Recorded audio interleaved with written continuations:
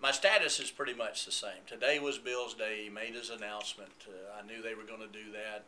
I heard from a number of people, and I'm sure he's very happy to have the support team with him today. But I have not completed all of my calls. I'm still calling people. Matter of fact, I've got more calls coming in now that I haven't been able to return, and some of them may be yours. I don't know, but I'll get to that decision probably within the next day or two. What kind of pressure are you getting to stay out of the governor's race? Well, from some levels, there's some pressure to have one unified candidate and that type of thing.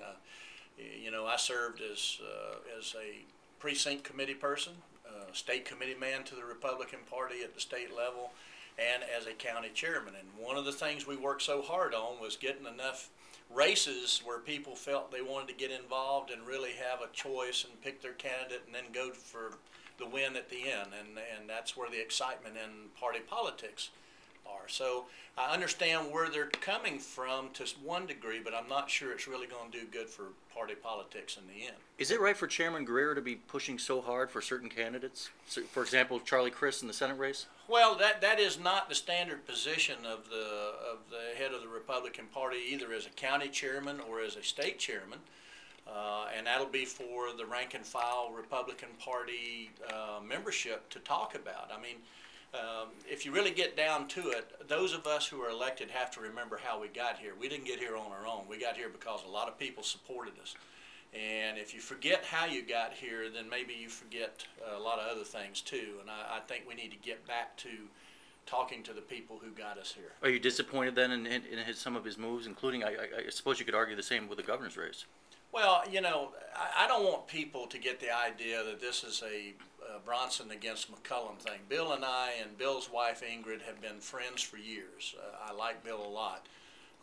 This is not about a personal issue. This is about one of the most important races of Florida's election years, and that is governor of the state of Florida. And what happens in this debate hopefully will be good for the state in the end, and let's hope so. Have any of your supporters told you, I'd really like to help, but the party unity thing has swayed them over? No, actually, I've had a lot of people who operate totally and solely outside the scope of the apparatus here in Tallahassee.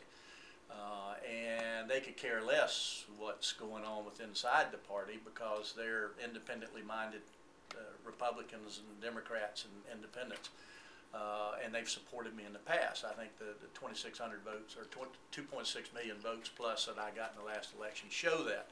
I won Democrat counties. I was the only Republican to do that. So it does show, even though the governor's race is totally different, that there are support mechanisms out there.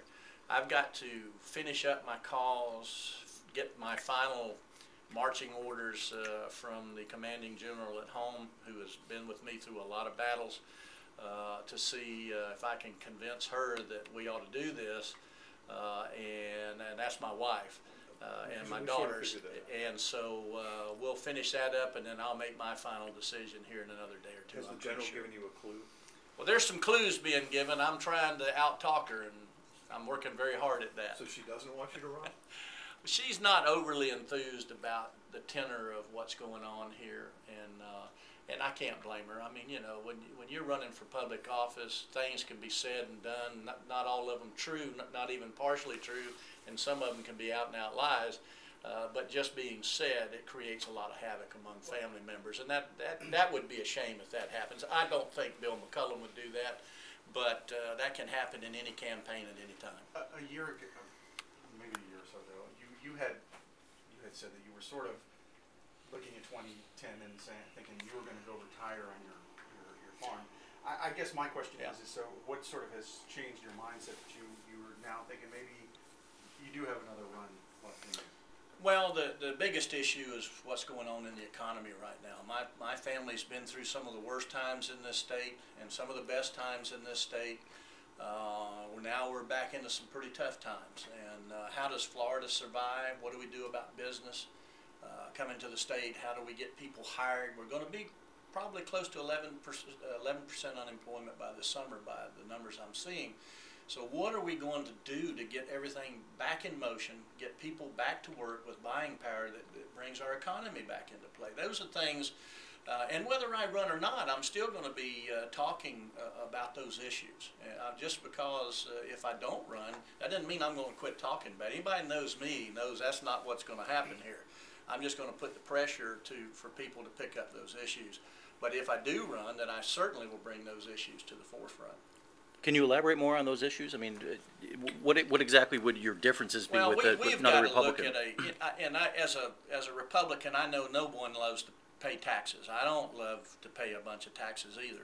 But to run any form of government that works for anybody, and we've got to find a way to equalize and make taxes fair for everybody. Make sure everybody participates. You can't have 40 or 50% of the state who pays no taxes, who are bringing in most of the expenses of running government, and say this is a great deal.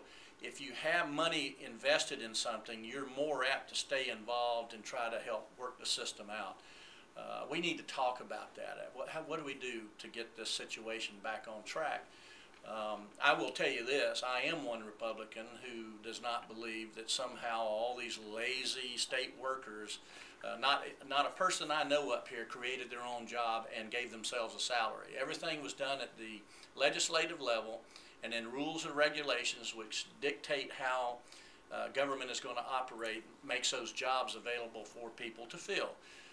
And they have to get done. I mean, you're protecting the people of the state of Florida with many of these jobs. And so I have a little different philosophy than some Republicans from that standpoint, but I also know you can't spend more than you take in. And as the Constitution says, if you don't bring the money in, you can't spend it. You can't put this state in debt like California is going through, and I don't want to do that. So there are a lot of things I'd like to get into, and we'll see. We'll see what happens.